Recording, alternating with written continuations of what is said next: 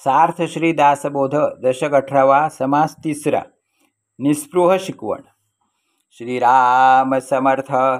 दुर्लभ शरीरी दुर्लभ आयुष्य, याचा करू नये नाश।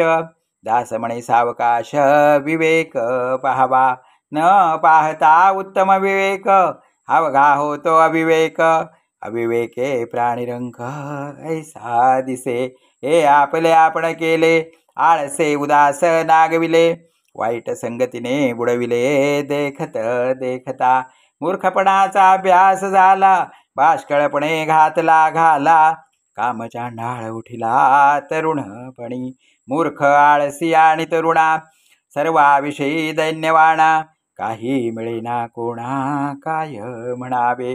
जे जे पाहिजे ते ते नाही, अन्न वस्त्र तेही नाही। उत्तम गुण काहीच नाही अंतर्यामी। बोलता येना बैसता येना, प्रसंग काहीच कळेना। शरीर मन हे वळेना अभ्यासाकडे।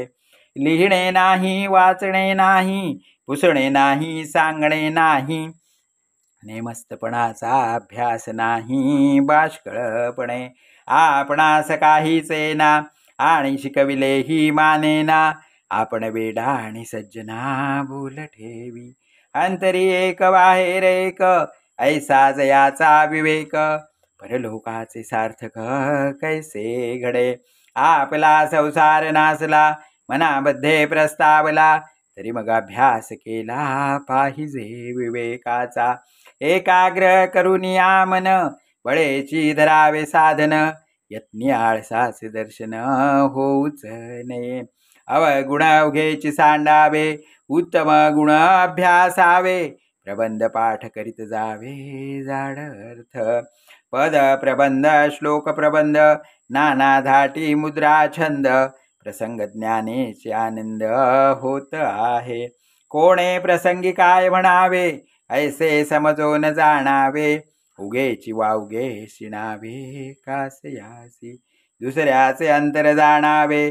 आदर देखो न म्हणावे, जे आठवेल ते गावे हे मूर्खपण। ज्याची जैसी उपासना, तेची गावे चुकावे ना। राग ज्ञाना ताल ज्ञाना अभ्यासावे। साहित संगीत प्रसंग माने, करावी कथेची गमशाने। अर्थांतर श्रवण मनने काढीत जावे। पाठ उदंडचे असावे, सर्व काळ उजळीत जावे। सांगितले गोष्टीचे असावे स्मरण अंतरी। अखंड एकांत सेवावा, ग्रंथ मात्र धांडोळावा। प्रचित येईल तो घ्यावा अर्थ मनी। इति श्री दासबोधे गुरु शिष्य संवादे, निस्पृह शिकवण निरूपण नाम समास 3। श्रीराम श्रीराम श्रीराम।